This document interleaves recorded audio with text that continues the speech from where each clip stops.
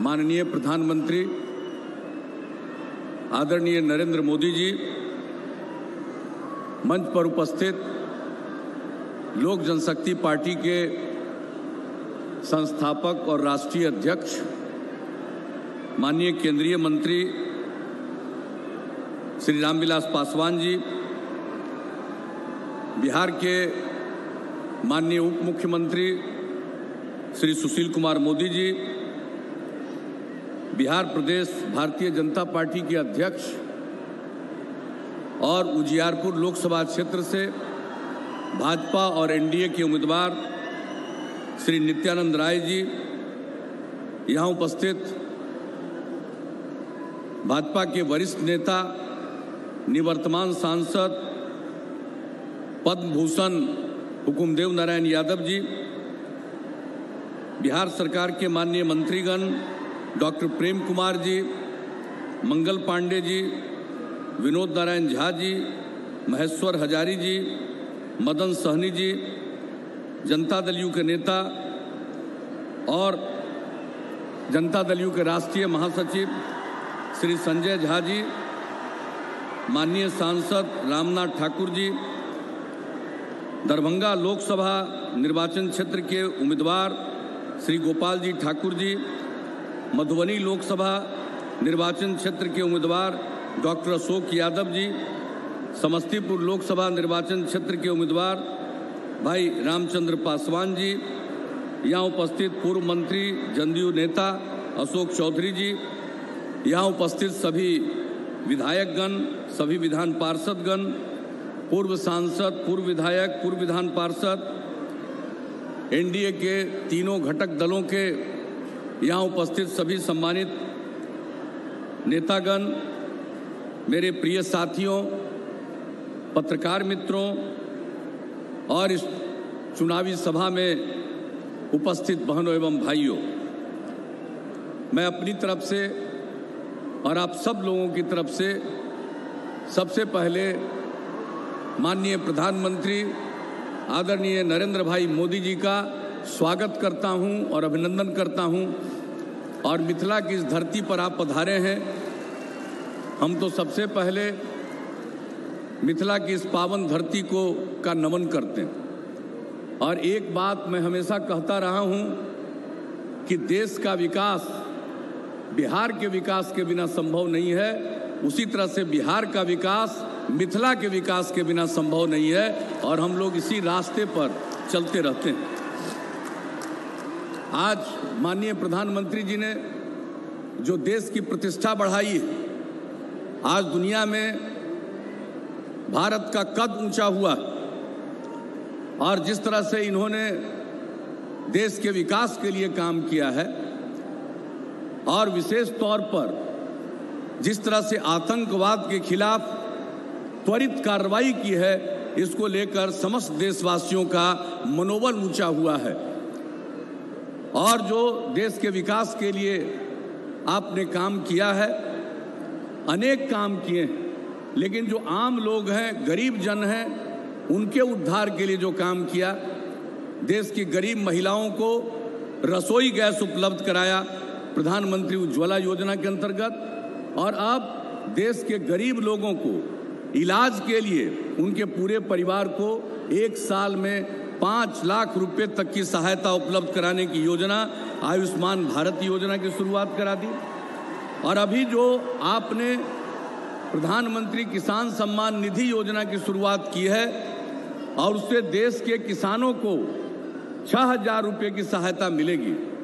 हम लोगों के जो विरोध में हैं वो किसान की बात करते हैं, लेकिन मुझको लगता है किसान की जरूरत सबसे ज़्यादा क्या है, इसके बारे में कोई सोच और समझ नहीं।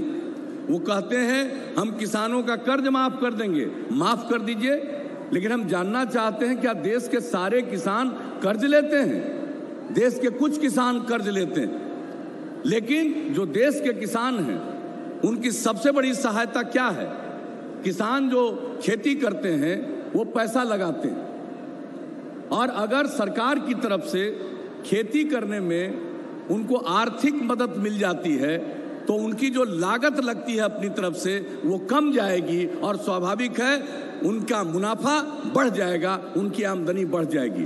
तो ये किसानों के हित में सबसे जबरदस्त योजना है किसान सम्मान निधि योजना। और इन सब चीज़ों के लिए, अन्य योजनाओं के लिए मैं प्रधानमंत्री जी को विशेष तौर पर धन्यवाद देता हूं, बधाई देता हूं। और इन्होंने बिहार के विकास के लिए भी जो काम किया है, बहुत सारी बातों की चर्चा करना तो मुमकिन नहीं है। हम सब आए हैं माननीय प्रधानमंत्री जी को सुनने के लिए और यहाँ के बाद उनको अन्य कार्यक्रमों में जाना है। मैं तो इतना ही कहूँगा कि भाई अपने बिहार में सिर्फ सड़क और पुल के मामले में प्रधानमंत्री जी ने 50,000 करोड़ रुपए की योजना स्वीकृत की है, सिर्फ सड़क और पुल में। और किस क्षेत्र में काम नहीं हुआ? यहाँ का खाद कारखाना और उर्वरक कारखाना बरौनी से दशकों से बंद था, अभी प्रधानमंत्री जी ने उसका कार्य आरंभ करा दिया। और तो और जो कई जगहों पर हवाई अड्डों का सिविल सेवा के लिए जो इन्होंने पहल शुरू की है, जो यहाँ का सैन्य वायुसेना का जो हवाई अड्डा है उसमें अब सिविल सर्विस भी, दूसरे प्लेन भी आएंगे जाएंगे और उस पर काम प्रारंभ हो गया है।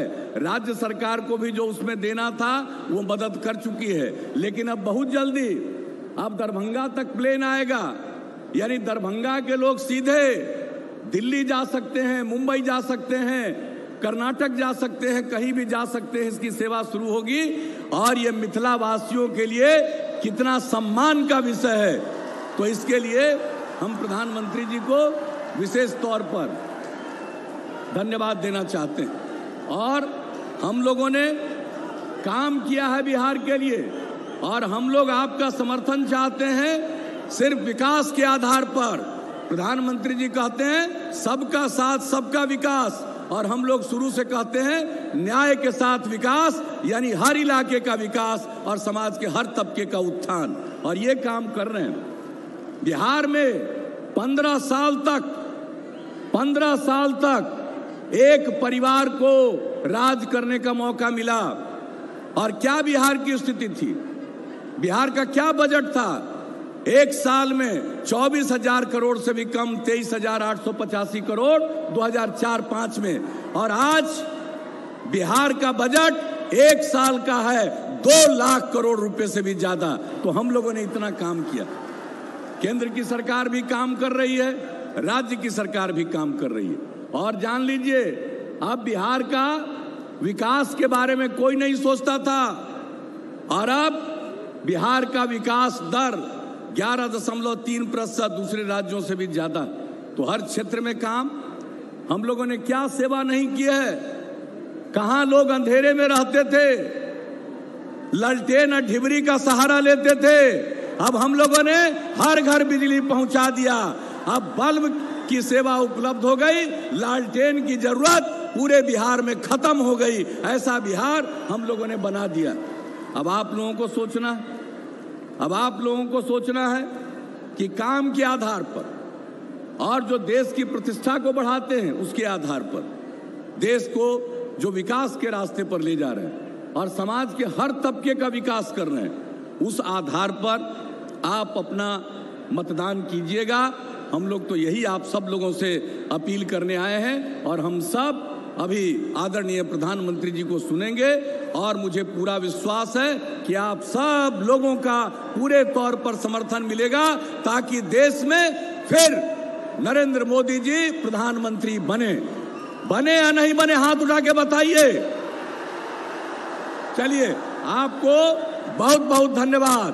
और माननीय मोदी जी को प्रधानमंत्री बनाना है तो एनडीए के सारे उम्मीदवारों को आप विजयी बनाइए। इसी के साथ मैं अपनी बात समाप्त करता हूं। आप सबको बहुत बहुत धन्यवाद।